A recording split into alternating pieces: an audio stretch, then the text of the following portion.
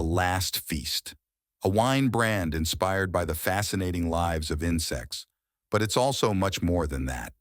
Humans have a complicated relationship with insects. We fear them, hate them, and want them to, quote, stop bugging us. Despite this, insects have inspired and amazed humans for centuries with their incredible ways of surviving in a dangerous world. Today, many people feel eco-grief and eco-anxiety, mourning the impending end of the Anthropocene. With the climate crisis, humans are questioning their role in preserving life, while coping with the fear that it might be too late. This is deeply unsettling for a lot of people. We conducted 12 interviews to explore how people handled this mix of emotions. We wanted to understand experiences with grief and understand the relationship with the most populous animal group on the planet, insects. We heard about childhood traumas, the mourning of past loved ones, and climate anxiety. Despite the differences in experience, we identified two unifying themes on how people coped with grief. Number one, community. People found it helpful to be around others during times of mourning. Number two, connection to nature. Many suggested getting closer to nature to ground themselves and gain mindfulness. We were also lucky enough to meet an insect and taxonomy expert, Dr. Hendrik Freitag.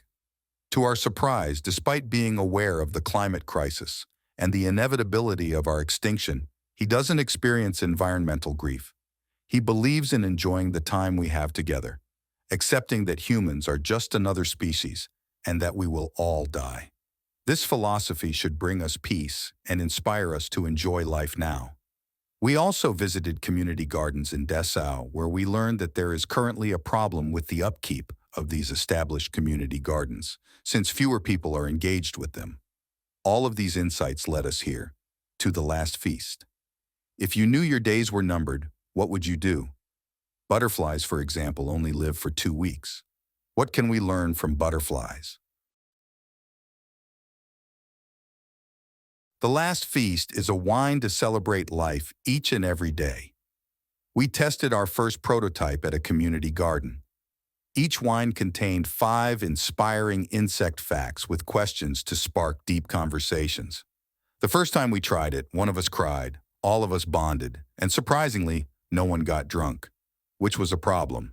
We took into account the first round of feedback regarding the depth of the questions, the font size, and the label. And after refining it, we tested again, this time with a larger crowd. And it worked.